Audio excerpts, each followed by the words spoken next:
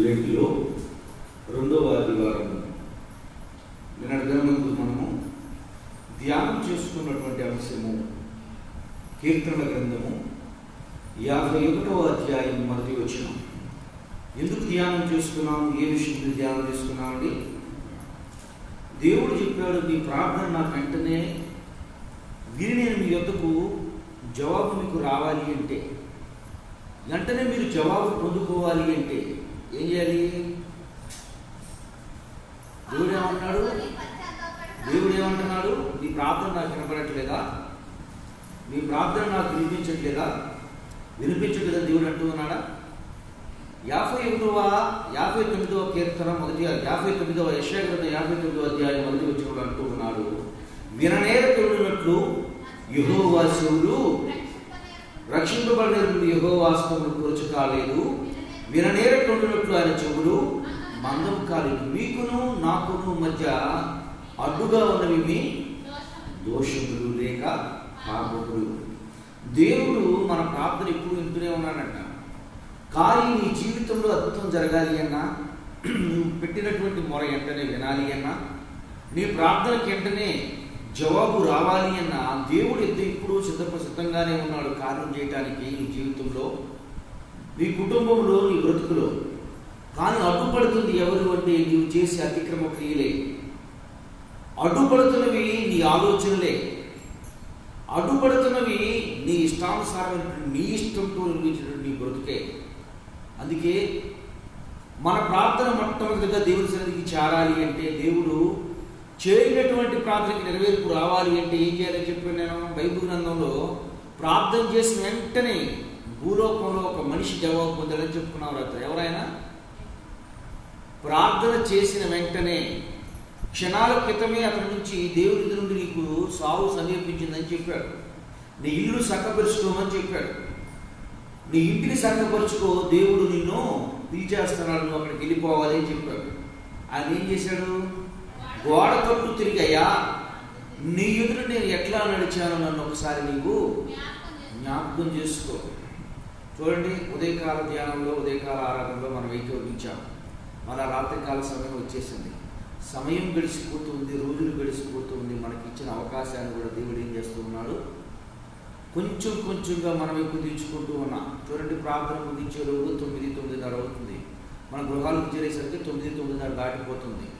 ఈ సమయం మనం భూలోకంలో ఏం చేస్తాం? భక్తి జీవితాన్ని నిలబెట్టుకోలేనటువంటిది, భక్తి జీవితాన్ని మనం కట్టుకోలేనటువంటిది, భక్తి జీవితంలో మనం బలపరచుకోలేనటువంటి సమయం తరిగిపోతూ ఉంది. దేవుని బిడ్డల విషయాన్ని గుర్తించండి.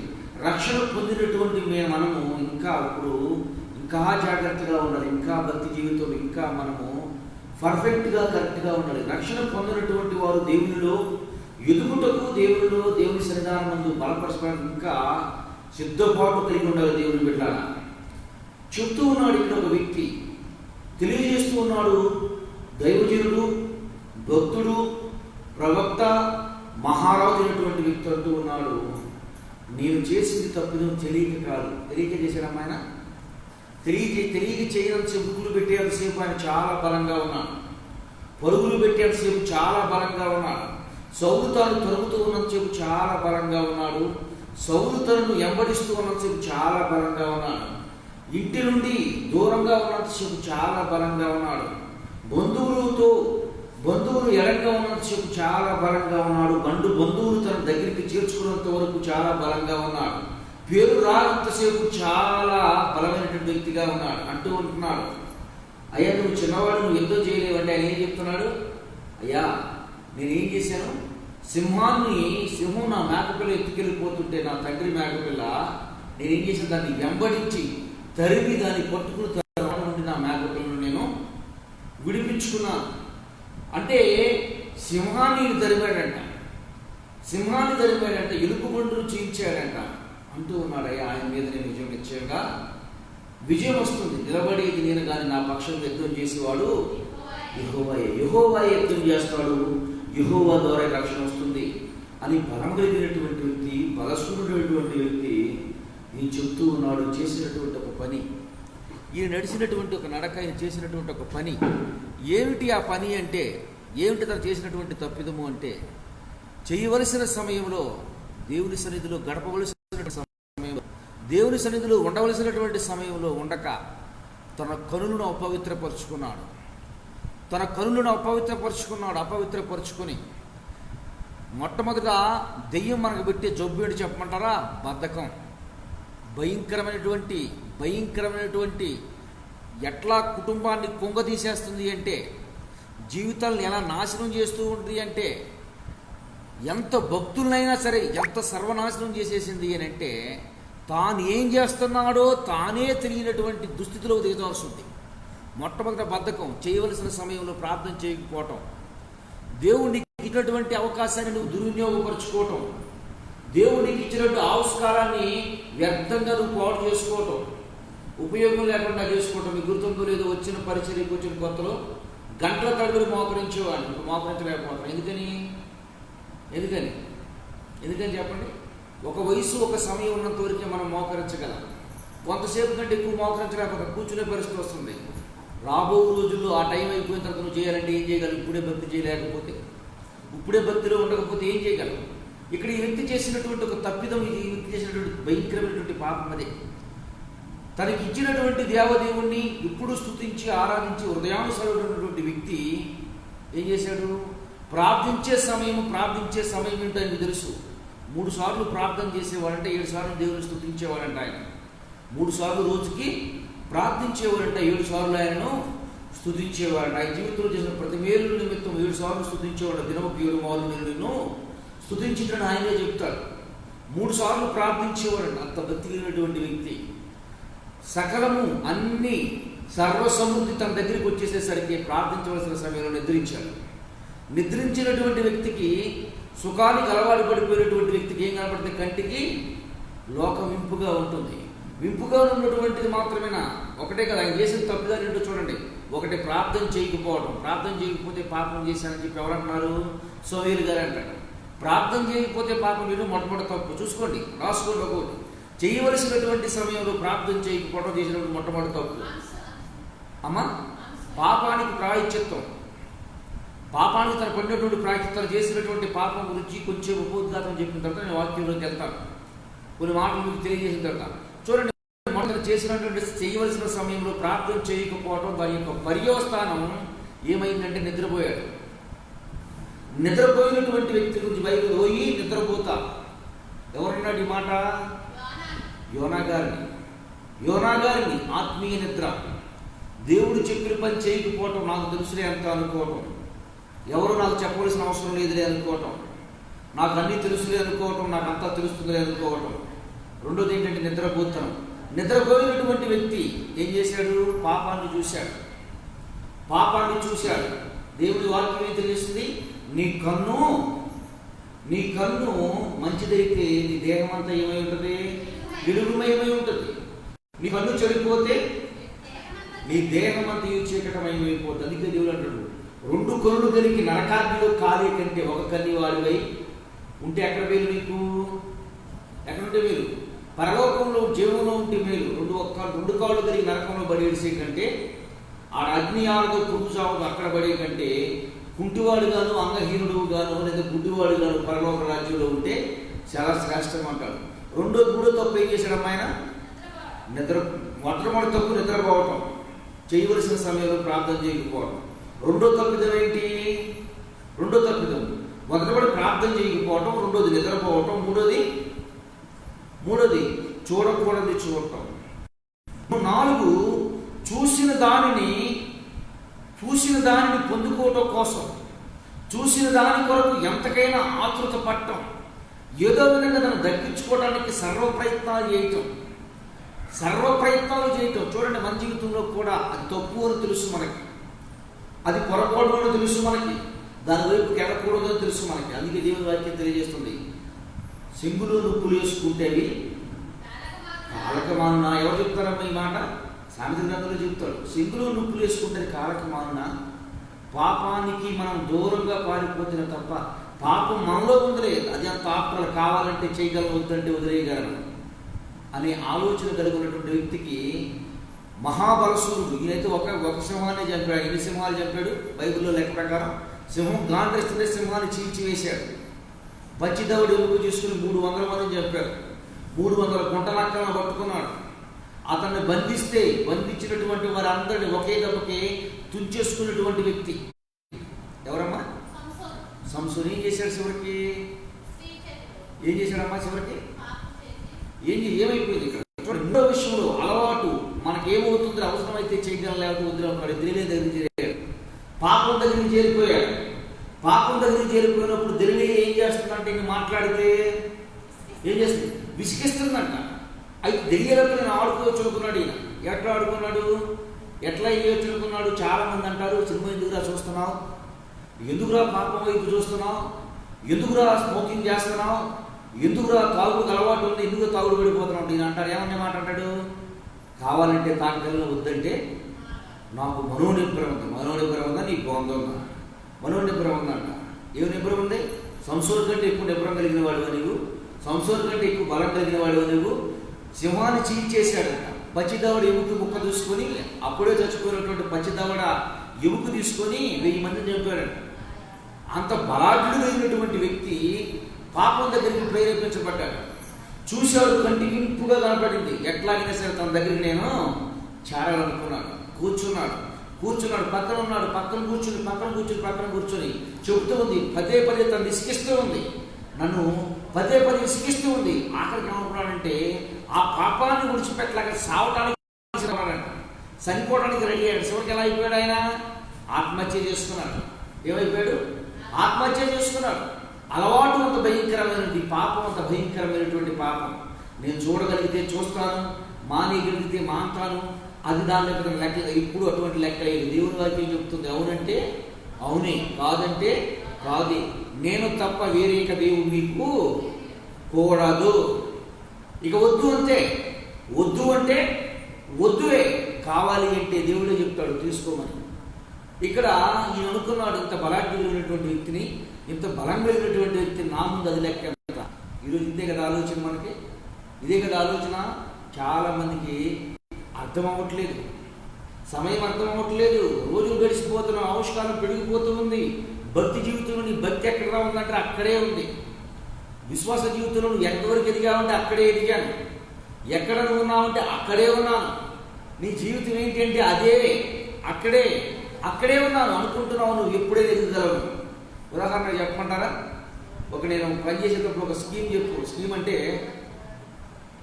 లుచ్చిన ఒక పొడుగ్గా వేసే ఉంది, ఆ గోడ ఉందమ్మా, ఆ లుచ్చిన ఉంది కదా, లోపల నిచ్చెన కనపడుతుంది కదా మనకి.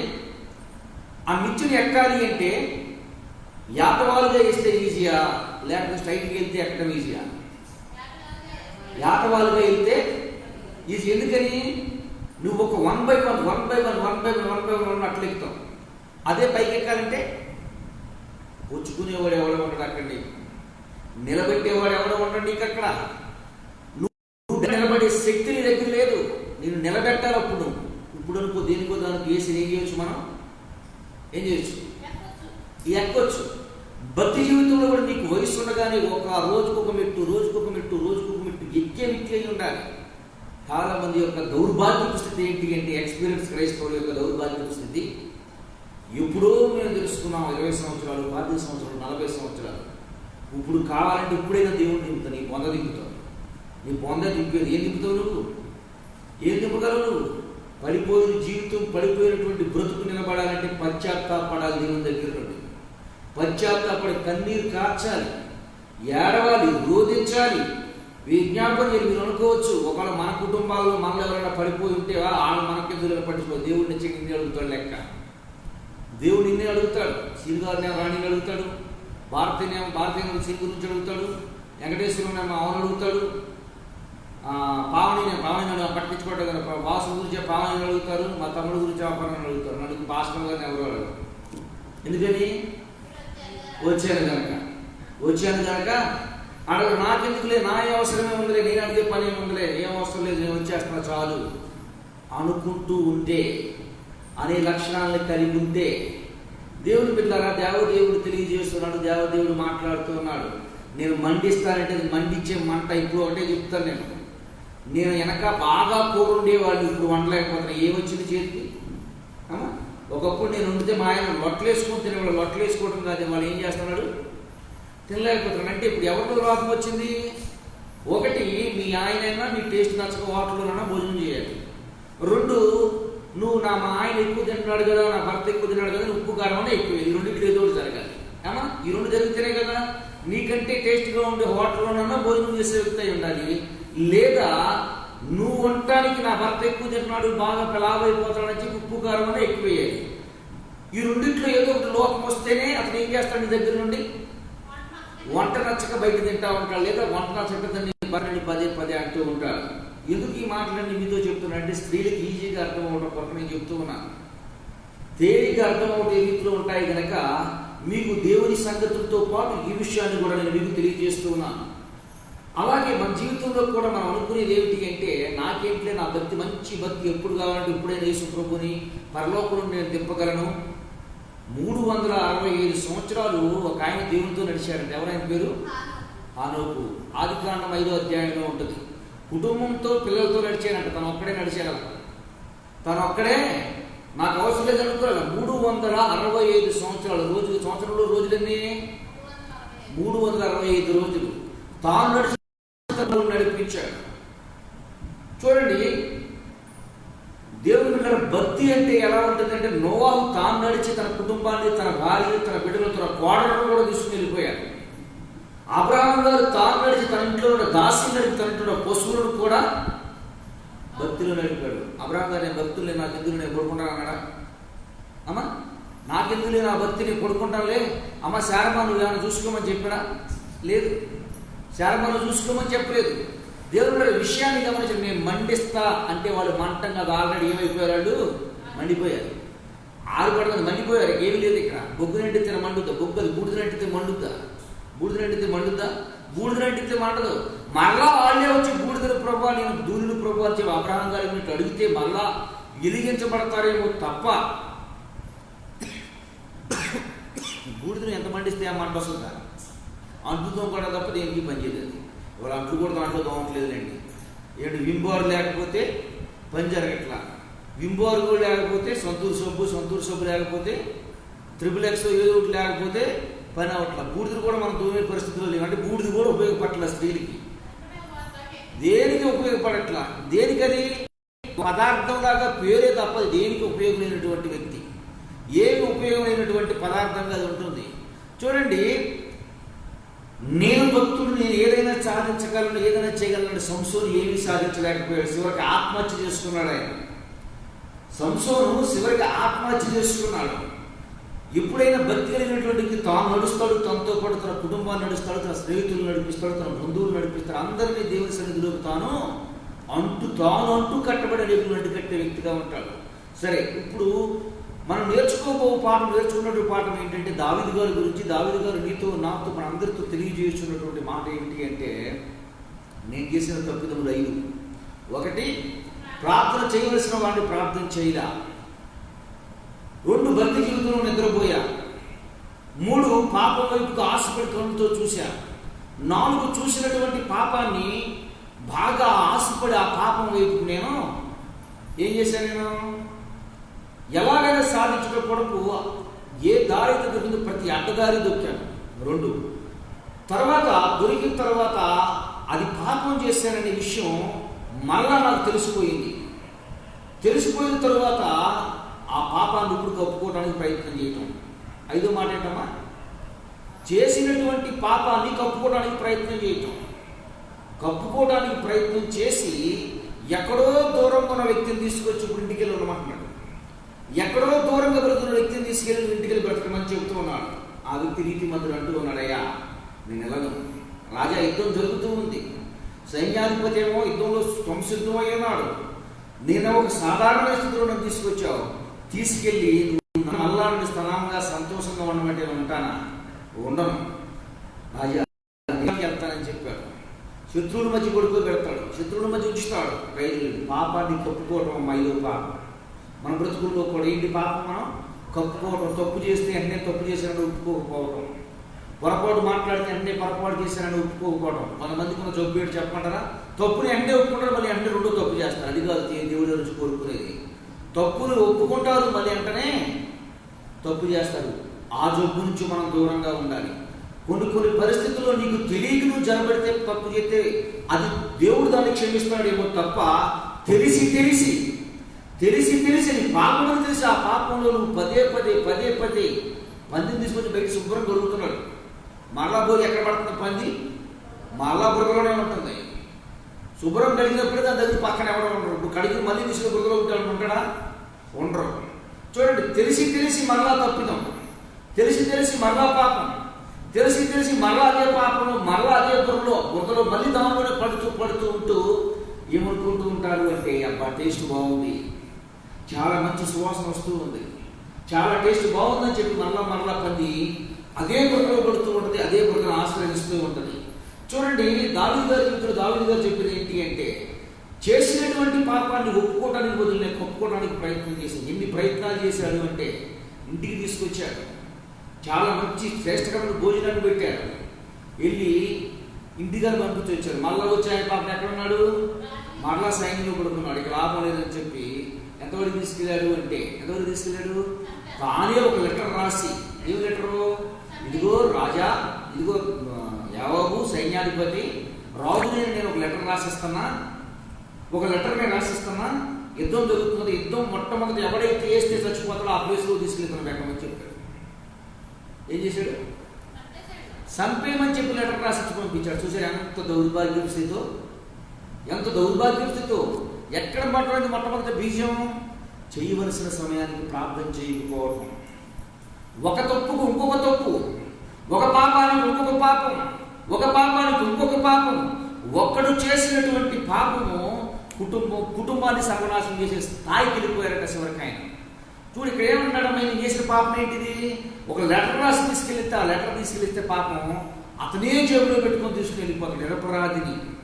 నిరపరాధిని చంపేయడానికి తీసుకుని వెళ్తున్నాడు. ఏ పాపం లేనటువంటి వ్యక్తిని, ఏ పాపం లేనటువంటి వ్యక్తిని, పాపం చేసింది తను, ఆ పాపాన్ని కప్పుకోవటానికి, ఆ పాపాన్ని పోగొట్టుకోవటానికి తాను చేసినటువంటి ఒక పని, నేను ఒక లెటర్ రాసి తీసుకెళ్ళి అతడు సావును తానే జేబులో పెట్టుకొని తీసుకెళ్ళి యావోబు వేసి వెయ్యిగాని ఏమైపోతాడు?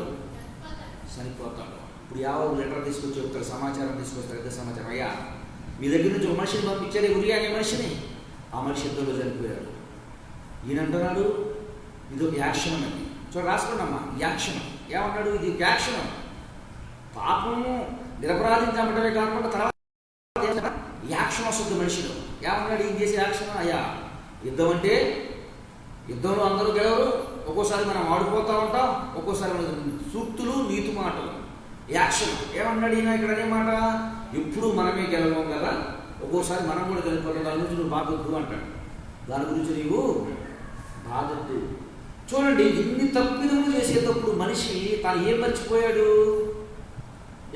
చెప్పండి? ఏం మర్చిపోయాడు? ఎక్కడో అరణ్యంలో పాటలు పాడితే దేవుడు వింటున్నాడు, ఎవడన్నా వినకపోయినా నాకు బాధ అనుకున్నటువంటి వ్యక్తి ఇన్ని తప్పిదములు చేసుకుంటూ ఒకదాని ఏమంటే ఒకటి చేసుకుంటూ వస్తున్న సమయంలో మర్చిపోయాడు. ఏమని? దేవుడు చూస్తూ ఉన్నాడు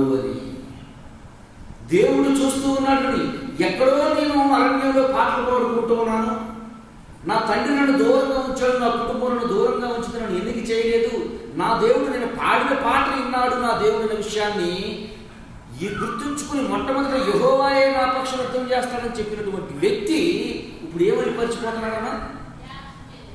దేవుడు నన్ను చూస్తున్నాడనే విషయాన్ని మర్చిపోతున్నాడు. ఈరోజు కూడా చూడండి, భక్తి మాటలు చెప్పే వ్యక్తులు చెప్తూ ఉంటారు. భక్తి మాటలు చెప్పే వ్యక్తి మాట చెప్పడు, ఎప్పుడైనా బ్రతికి చూపిస్తూ ఉంటాడు, బ్రతికి చెప్తాడు. మళ్ళా చెప్తున్నాను, మాటలు చెప్పేవాడు భక్తులు ఎప్పుడు నమ్మొద్దు మీరు, శాతల్లో చూపించేవాడి భక్తిని నమ్మడు. ఎందుకనంటే ఆ మాటలు చెప్పే వ్యక్తి, అది స్త్రీ అవనేవచ్చు, పురుషుడైనా అవ్వచ్చు, మాటలు చెప్పే వ్యక్తి చెప్పడం నమ్మారంటే వాళ్ళు మునిగిపోతారు, వాళ్ళతో పాటు వీళ్ళని కూడా ముంచి వేస్తారు. నిజంగా జరిగింది, బైబిల్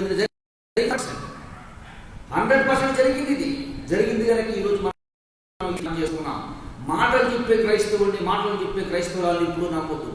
భక్తి జీవితంలో కష్టమైన, కన్నీరైనా, బాధైనా, ఇబ్బంది అయినా, ఎన్ని అవరోధాలు ఎదురవుతూ ఉన్నా, ఎన్ని ఒంటరితనంగా బ్రతుకుతూ ఉన్నా, అందరూ హేళన చేస్తూ ఉన్నా బ్రతుకుతాడు. చూసారా? అతని ఇన్స్పిరేషన్గా తీసుకోండి. ఆ వ్యక్తి సాక్ష్యాన్ని పరిగణలో తీసుకోండి. అరే ఆ వ్యక్తి ఇన్ని మాటలు ఎందుకు పడుతున్నాడు, ఇన్ని ఇబ్బందులు ఎందుకు పడుతున్నాడు, ఇంతమంది ఇన్నిగా మాట్లాడుతున్నా దేవుడిని ఎందుకు వదిలిపెడతలేదనే వ్యక్తిని సాక్షాత్తంగా తీసుకోండి తప్ప లడాయి మాటలు బడాయి మాటలు చెప్పి బతుకుతారు చూసారా, అటువంటి వాడు ఇప్పుడు నమ్మొద్దు. అటువంటి వాడి మాటలు ఇప్పుడు లక్ష్య పెట్టద్దు. లక్ష్య పెడితే తాను మునుగుతాడు, తనతో కూడా అందరినీ సర్వనాశనం చేసేస్తాడు. దేవుని పెట్టారా, సర్వనాశనం చేసేస్తాడు. చూడండి, ఇదే చెప్తూ ఉన్నాడు. ఏమో చెప్తూ ఉన్నాడు అంటే అన్ని విషయాలు గుర్తుంచుకున్నటువంటి వ్యక్తి, నా దేవుడు నన్ను ఈ స్థానం నిలబెట్టాడని చెప్పినటువంటి వ్యక్తి, దేవుడు నాకు ఈ స్థాయి ఇచ్చాడని చెప్పినటువంటి వ్యక్తి, నేను ఎక్కడో గొర్రెల తొట్టులో ఉంటుంటే దేవుడు నా పాటిని నన్ను పిలిచి తన రాజ్యం మీద రాజుగా నియమించాడు, నన్ను జ్ఞాపకం చేసుకున్న నిత్యం చూస్తూ ఉన్నాడని చెప్పినటువంటి వ్యక్తి ఏమైపోయాడు? నేను నిద్రపోవడం చూశాడన్న విషయం మర్చిపోయాడు. నేను ప్రార్థన చేయడం మాటలు చూస్తున్నాడన్న విషయాన్ని మర్చిపోయాడు. నేను పాపం వైపు చూస్తున్నానన్న విషయాన్ని మర్చిపోయాడు. పాపాన్ని చూసినటువంటి పాపాన్ని ఏదో విధంగా చెయ్యాలని బాగులాడుతున్న విషయాన్ని మర్చిపోయాడు. బాగులాడుతూ మాత్రమే చేసిన పాపాన్ని కప్పుపుచ్చుకోవడానికి చేసే ప్రయత్నాన్ని దేవుడు చూస్తున్న విషయాన్ని మర్చిపోయాడు. చివరికి ఒక మనిషిని ఏ వ్యక్తినైతే లెటర్ తీసుకెళ్ళి ఏ వ్యక్తినైతే తీసుకొచ్చారో ఆ వ్యక్తి చూస్తేనే అతని గురించి సావు మరణ శాసనం రాసి తనను తీసుకెళ్ళి సంపన్న విషయాన్ని మర్చిపోయాడు. ప్రశాంతంగా సరిపోయాడు, ప్రశాంతంగా గడిచిపోయింది. చచ్చిన వాడు ఎలాగో చచ్చాడు, నాకేంటికి బాగా దర్జాగా సింహాసనం మీద కూర్చున్నాడు. ఇప్పుడు ఎవరు చూశాడు? ఇవన్నీ దేవుడు చూశాడు. మనం ఇక్కడ కూర్చున్న దేవుడు చూడలేదా? ఇప్పుడు ఇంత ఇబ్బంది పడి సేకట్లో వచ్చిన దేవుడు చూడలేదా? ఇద్దరు ముగ్గురు వస్తూ ఉన్నా, ఒకడు వస్తూ ఉన్నా వచ్చేది దేవుడు చూడలేదా? ఇబ్బంది పడుతూ బాధపడుతూ ఆరోగ్యం సహకరించకుండా వచ్చేది దేవుడు చూడలేదా? మీరు ఒక మాట చెప్తున్నా, ఒకరొకరు ఒక మాట. ఎప్పుడు పాస్టర్ గారు ప్రార్థన ముందు రెడీ అవ్వమని చెప్పి కంగారు చేస్తుంది. మన టైఫాయిడ్ జ్వరం ఎక్కువైపోయింది. ఏమని తెలుసా? దానికి నేను ఎక్కువగా బాధపడ్డాను ఆ రోజున. తెల్లవారు గురువారం నైట్ మాట్లాడినటువంటి మాట, నేను ఈరోజు ప్రార్థనకు రాలేను, నువ్వు వెళ్ళి ప్రార్థన చేసి రావాలి.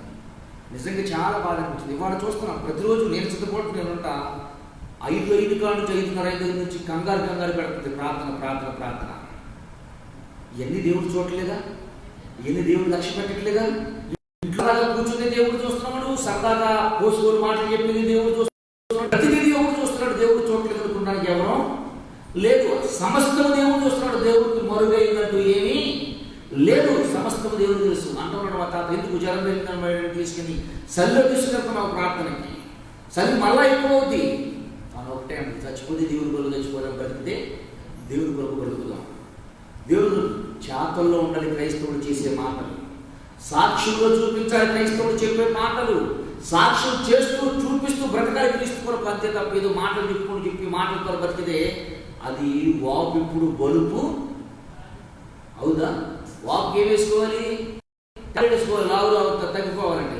బలం ఏమవుద్ది? ఇప్పటికీ బలమే, వాపే. చూడండి, ఇతను చూసినట్టు అన్నాడు. ఉపమానంతో మొదలు పెడతాడయ్యా. మన రాజ్యంలో ఒక దౌర్భాగ్యం నేను చూశాను. అతను ఒక పని చేశాడు. ఏం చేశాడయ్యా? తన ఇంట్లో ఒక చిన్న మేక పిల్ల ఉంది. ఆ గొర్రె పిల్లలు తాను చాలా అల్లారముద్దుగా పెంచుకుంటూ ఉన్నాడు. ఆ గొర్రె పిల్లకు రోజు తీసుకొచ్చి పుష్టికరమైన ఆహారాన్ని తీసుకొచ్చేస్తా ఉన్నాడు. పుష్టిగా మేపుతూ ఉన్నాడు. అది తన ఇంట కూర్చుంటుంది, తన ఇంట్లో ముద్దలు తింటుంది, తన బిడ్డవాడులే సాగుతూ ఉంది. అదే ఊళ్ళో ఒక ధనవంతుడు ఉన్నాడు. ఆ ధనవంతుడు ఏం చేశాడు అంటే తన గొర్రెలు తన గొడ్ల మంద చాలా విస్తారంగా ఉన్నాయి. అయితే ఆ ధనవంతుడు వెళ్ళి ఈ పేదవాడు ఏమీ చేయలేడు, ఈ పేదవాడికి శక్తి లేదని చెప్పి ఆడి ఇంటిలో చొరబడి ఆ గొర్రెలు తీసుకొచ్చి తన ఇంటికి వస్తే బంధువుడు కోసిపెట్టాడు. అంటే రాజు ఉగ్రహంతో నిండిపోయి ఆ పని చేసిన వాడు నిశ్చయంగా సావాల్సిందే అంటాడు. నిశ్చయంగా పనిచేసినవాడు పాస్టర్ ఆ పనిచేసిన నువ్వేనంటాడు. ఇదే అంటాడు, నేను చెప్పే మాట కాదు, ఆ పని చేసింది నువ్వే అంటాడు. వెంటనే కింద దిగిపోయి అంటాడు, ఆ పని చేసింది నేనే. ఏమన్నాడైనా? ఆ పని చేసినోడు సావాలి అన్నాడు. ఎవరికో చెబుతున్నాడు అనుకున్నాడు. కందాక వృత్తిగా తెలియదు కదా ఆ మాట. ఎవరికో చెప్తున్నాడు అనుకున్నాడు ఈయన. ఆ పని చేసినోడు, నా దగ్గర అధికారం కదా, ఆ పని చేసినోడు ఎవరు నాకు చెప్పు, ఆ నిజంగా తీసుకొచ్చి నేను చంపేస్తాను అన్నాడు. మాస్టర్ గారు అన్నాడు, ఆ పని చేసింది నువ్వేనన్నాడు. అదే నా స్థాయి అంతా, నా రేంజ్ అంతా, నీలాంటి మాస్టర్ గల్లీకి ఒకడు ఉన్నాడు, నన్ను అంటున్నావు నువ్వు అన్నాడా? దేవుడు వాక్యం గద్దించేటప్పుడు, దేవుడి వాక్యం గద్దించేటప్పుడు అది నాకే అని ఏ వ్యక్తి అయితే అనుకుంటాడో, ఏ వ్యక్తి అయితే ఆ వాక్యం నా గురించి దేవుడు చెప్పాడు అనుకుంటాడో, ఆ వ్యక్తి జీవితంలో ఆశీర్వాదకరంగా, దీవెనకరంగా, అనేకులకు ఆశీర్వాదకరంగా బ్రతుకుతాడు. తాను ఆధ్యాత్మికుడి జీవితంలో తాను బ్రతికే తన కుటుంబాన్ని కట్టుకుంటాడు. ఆ వ్యక్తి నువ్వేని ఎప్పుడైతే చెప్పాడో, ఇప్పుడు నేను మొదలు పెడుతున్నాడు. చూడండి ఏమని చెప్తాడు, 81 కీర్తన 51 కీర్తన. దేవా నీ కృప చొప్పున నన్ను కరుణించుము, నీ వాత్సల్య బాహుల్యము చొప్పున నా అతిక్రమం. ఇప్పుడు వెలిగిందమ్మ లైటు. ఇప్పుడు దాకా ఏమైపోయింది? కరెంట్ లేదనుకుంటున్నాడు. నీకు నాకు కరెంట్ ఉంటే కనపడాలి. ఆయనకి ఏముంది? ఆకాశాలే సీసీ కెమెరా. ఆకాశమా ఆలకించము, భూమి చెవి ఎగ్గుము. పెద్ద పెద్ద స్పీకర్లు పెట్టాడంట మన ఇంట్లో, తెలుసు. భూమి మీద ఆయన పెద్ద సీసీ కెమెరా పెట్టాడంట ఆయన. ఇప్పుడు మీరు గమనించారు, సీసీ కెమెరాలు వస్తున్నాయి, నైట్ కూడా కనపడుతున్నాయి. కరెంటు పోయినా కానీ పనిచేస్తూ ఉన్నాయి. కరెంటు పోయినా కానీ ఎవడో ఎక్కడ దూరుతున్నాడో, ఏం ఎత్తుకుపోతున్నాడో, ఏం దొంగతనం చేస్తున్నాడో పూర్తిగా దాంట్లో కనపడిపోతున్నాయి. అరే మనిషికే ఎంత టెక్నాలజీ ఉంటే దేవుడికి ఆ టెక్నాలజీ ఉండదా? ఈయనకు ఇప్పుడు గుర్తొచ్చింది,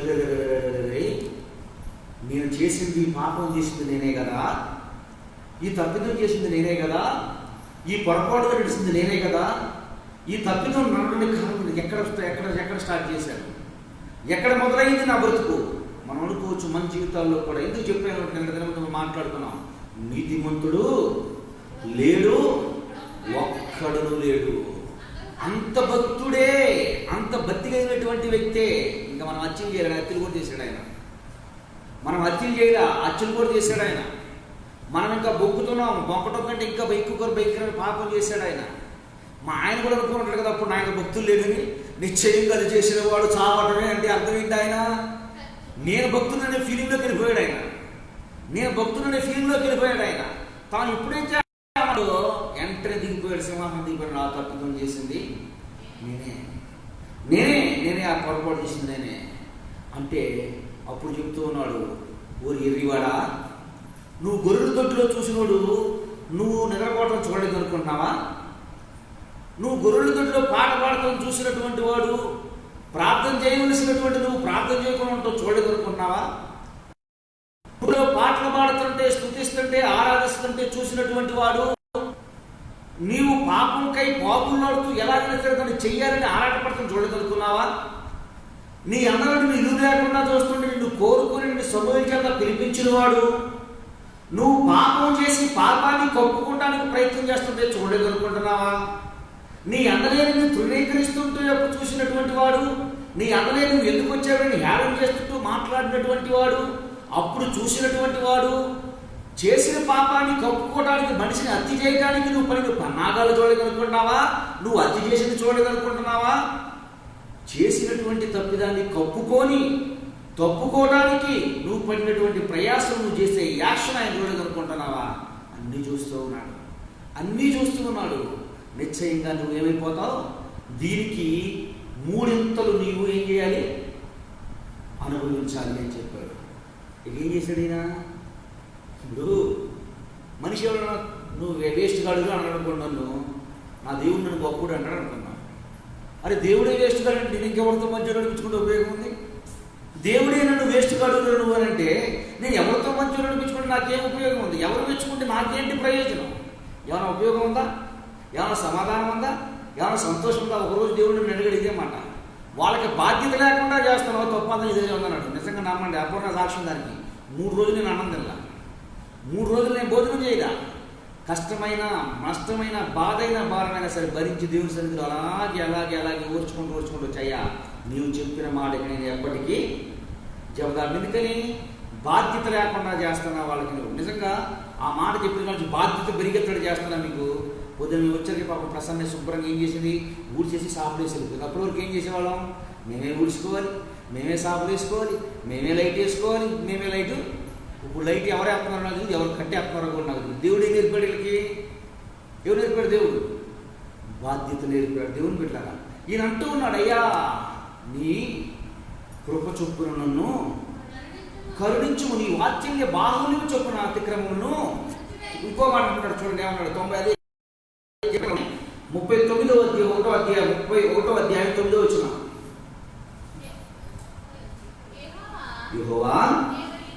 నేను ఇరుకును పడినాను, నన్ను కరుణింపుము. విచారం వలన నా కన్ను క్షీణించుచున్నది, నా ప్రాణము నా దేహము క్షీణించుచున్నది. ఏం చూడండి, ఏమవుతున్నానంట మీన, యెహోవా నీ కృప చొప్పున నన్ను కరుణించయ్యా, నీ వాత్సల్య బాధతో నా అతిక్రమం తుడిచివేయ్యా అని చెప్తూ, అయ్యా యెహోవా నేను ఇరుకులో పడిపోయా, ఇరుకులో ఉండిపోయా, నాకు దారి కనపట్ల, ఇరుకులో ఇరుక్కుపోయాను నేను, నన్ను కరుణింపు, కరుణ చూపించు. విచారము చేత నా దేహము నా కనులు క్షీణించుచున్నది, నా ప్రాణము నా దేహం కూడా క్షీణించుకున్నది. కనులు క్షీణించిపోతున్నాయి, దేహము ప్రాణము కూడా క్షీణించిపోతుందని చెప్పి ఏం చేస్తాడు ఈయన, విజ్ఞాపన చేస్తూ ఉన్నాడు. అందుకే దేవుడు నన్ను నిన్ను పిలిచాడు. ఈ రోజున మనందరినీ పిలిచింది అందుకే, మనందరి దగ్గర సమీపించడానికి వచ్చింది అందుకే. అంత భక్తుడే అతిక్రమం చేసి తప్పుపడి తప్పుడు దారిలో పక్కగా తొలగిపోయినటువంటి వ్యక్తే క్షమాపణ అడిగితే, ఇక నీవు నేను ఎంత, నీ స్థాయి ఎంత, నా స్థాయి ఎంత, మనం ఆఫ్టర్లా కదా చెప్పండి, మన స్థాయి ఎంత, మన స్థాయి ఎంత, 30 పైసలు తక్కువ అమ్మ అంతేనా, మన స్థాయి ఎంత, పావలా పడుతుందా, 30 పైసలు పడతాయా, రూపాయి తక్కువ పడట్లా. అరే పడని స్థాయి నుంచే పడే స్థాయిలో మనం అంటూ ఉన్నాడు, అటువంటి వ్యక్తి అంటూ ఉన్నాడు, అయ్యా నా శరీరం క్షీణించిపోతున్నాడు. శరీరం రోగం ఎందుకు వస్తుంది మనిషికి చెప్పండి, రోగం ఎందుకు వస్తుంది, చేసిన తప్పిదాలను ఒప్పుకోనప్పుడు, గుర్తు తెచ్చుకోనప్పుడు, జ్ఞాపకంలోనికి రానప్పుడు, ఆలోచించకుండా మనం ప్రవర్తిస్తూ ఉన్నప్పుడు, దేవుని బిడ్డల దేవదేవుని వారికి తెలియజేస్తున్నట్టుగా మనందరం మనం జ్ఞాపకం చేసుకుంటూ, మనం పరిశీలించుకుంటూ, మనం పరీక్షించుకుంటూ, ఒకసారి ఇంకో మాట అంటాడు చూడండి, 41:4 కీర్తన గ్రంథం, యెహోవా దృష్టి ఎదురు నేను పాపం చేసి ఉన్నాను, నన్ను కరుణించుము, నా ప్రాణమును స్వస్థపరచుమని మనవి చేసి ఉన్నాను. ఎవరు చెప్తున్నారు ఈ మాట, ఎవరు చెప్తున్నారు, దావీదు గారే చెప్తూ ఉన్నాడు, అయ్యా నీ వాత్సల్య బాహుల్యం చొప్పున నా అతిక్రమం తుడిచేయి, నా శరీరం క్షీణించిపోతుంది, నా కళ్ళు క్షీణించిపోతున్నాయి, అయ్యా యేసయ్య నా ప్రాణం ఏమైపోతుంది, స్వస్థత లేకుండా కప్పరిల్లిపోతూ ఉంది. నేను అంతే అని ఎక్కువసార్లు అడిగేదంతే దేవుణ్ణి, ఏముండాలి మన ఇంట్లో, హృదయంలో నిదానము సమాధానం ఉంటే దాన్ని మించినటువంటి గొప్ప భాగ్యము మరొకటి లేదు. సమాధానం కావాలి అంటే, నీ ఉదయంలో సంతృప్తి కావాలి అంటే, నిదానం ఉండాలి అంటే, ప్రశాంతత ఉండాలి అంటే దేవుని దగ్గరికి రావాలి. దేవుని దగ్గరికి వచ్చి మనం ఏం చేసుకోవాలి, ఎప్పటికప్పుడు ఏం చేసుకోవాలి, పాపాలు ప్రేమ. ఒక విషయం చెప్పి నేను ప్రసంగాన్ని ముగిస్తాను. మనం అందరం స్నానం చేశాం కదా, శుభ్రంగా భోజనం చేస్తాం, పొద్దున్నే మళ్ళీ ఏం చేయాలి, మనం పొద్దున లేకగానే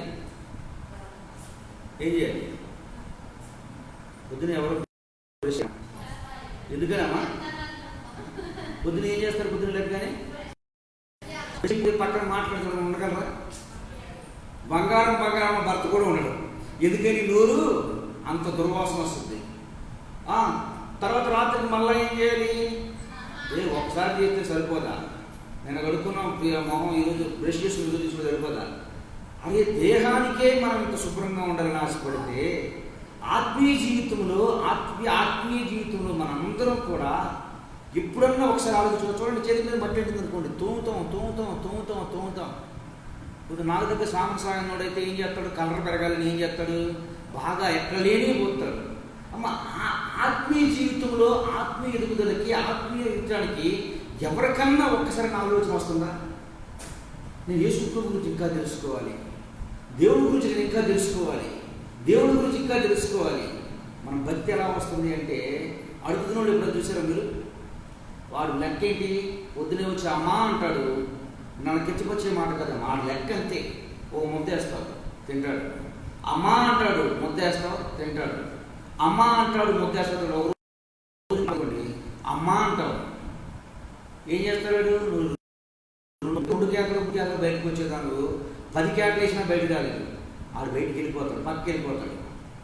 ఎప్పుడైనా నాకు ఆలోచన వస్తుందో చెప్పండి, రోజు ఇంట్లో ఉన్న తల్లి నాకు రోజు భోజనం పెట్టేది, ఈరోజు ఎందుకు రాలేదు ఏంటో పాపం ఎలా ఉందని కూడా నా ఆలోచన వస్తుందా, ఆలోచన వస్తుందా రాదా, సత్య రాదు, ఎందుకు చెప్తున్నాను, నాతో వస్తుందా.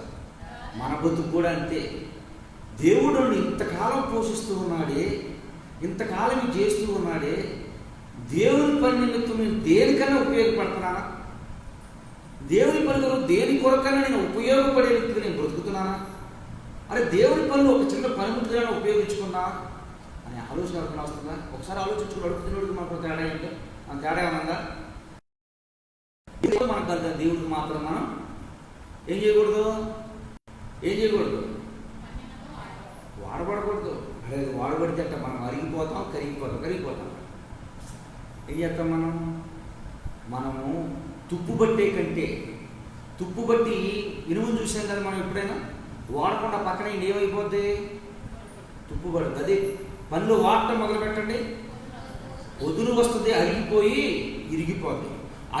ఇరిగిపోవడం శ్రేష్టం కానీ తుప్పు పట్టడం వల్ల ప్రయోజనం ఉండదు. చూడండి, ఇక్కడ భక్తుడు నీతో నాతో మాట్లాడుతూ ఉన్నాడు.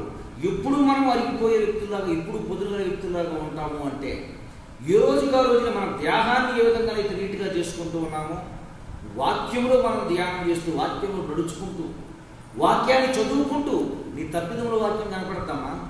నీ పొరపాట్లు దాంట్లో కనపడతాయి. స్పష్టంగా అర్థం దేవుని వాక్యం ఇస్తుంది. నీ వాక్యం అర్థం వంటిది. అర్థంలో చూసుకుంటాం ఎందుకు? మనం దిద్దుకోవడానికి.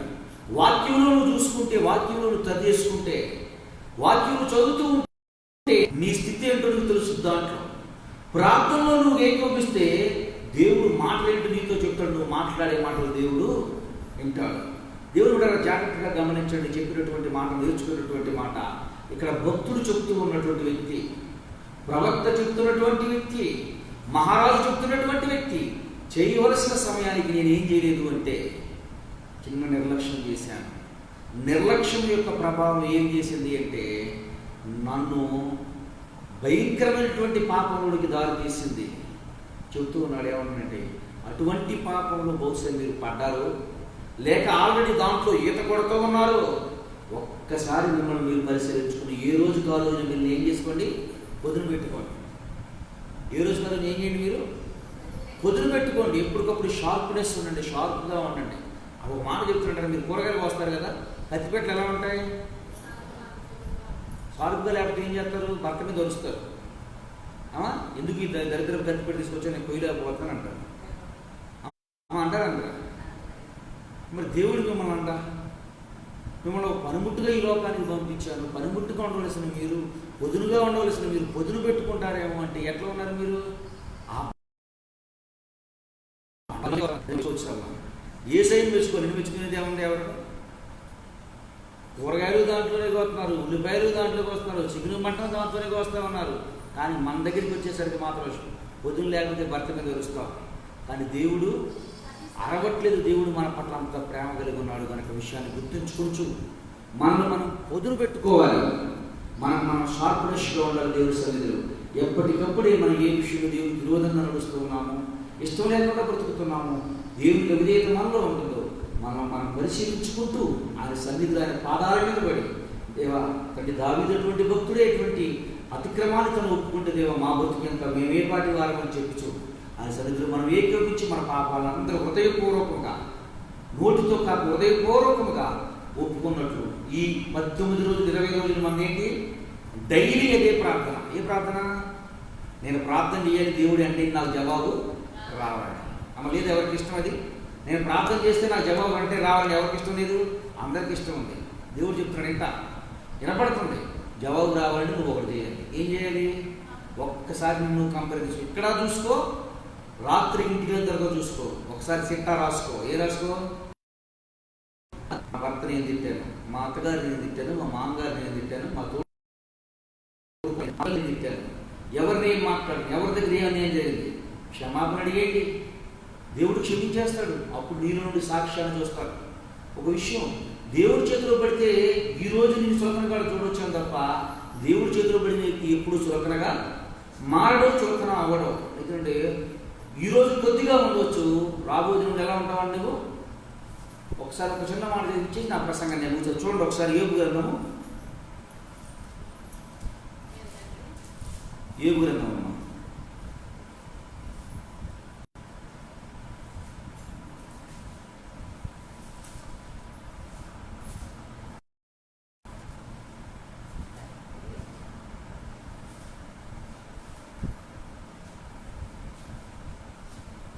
యోబు గ్రంథం 8వ అధ్యాయం 7వ చిన్న మాట చెప్పి నా ప్రసంగాన్ని ముగిస్తున్నాను. అప్పుడు నీ స్థితి మొదటి కొద్దిగా నీవు తుదకును మహా అభివృద్ధి పొందుదువు. నువ్వు ఒప్పుకునేటప్పుడు నీ స్థితి చాలా చిన్నగా ఉంటుంది. నేను ఆలం చేస్తాను. గొప్ప గొప్ప భక్తులు బయలుదేరాడు, గొప్ప భక్తులు బయలుదేరాడు, ప్రతిదానికి క్షమాపణ అడుగుతున్నాడు, పిచ్చోడ్లాగా ఉన్నాడు, పిచ్చి శాసనం చేస్తున్నాడు. మన నేలపాలన చేసేది ఎవరు చెప్పమంటారా? అన్నిలు కాదు, దేవుని ఎదుగుండే. మేము వెళ్ళలేదు 2 సంవత్సరాల నుంచి మేము అడిగామా? నువ్వు చచ్చిపోయిన రోజు మాకు మేము బ్రతుకున్నాం. దేవుడు నాకు ట్రీట్మెంట్ చేస్తున్నాడు, నాకు స్పర్శ ఉంది, నన్ను ట్రీట్మెంట్ చేస్తున్నాడు కనుక నేను ఏం చేస్తానంటే తిరిగి లేస్తాను, తిరిగి బ్రతకగలను, నేను షార్ప్నెస్గా ఉండగలను. నీకు ఎందుకంటే నువ్వు ఆత్మీయంగా చచ్చిపోయావు, నువ్వేం చెప్పినా నీకు అర్థం కాదు.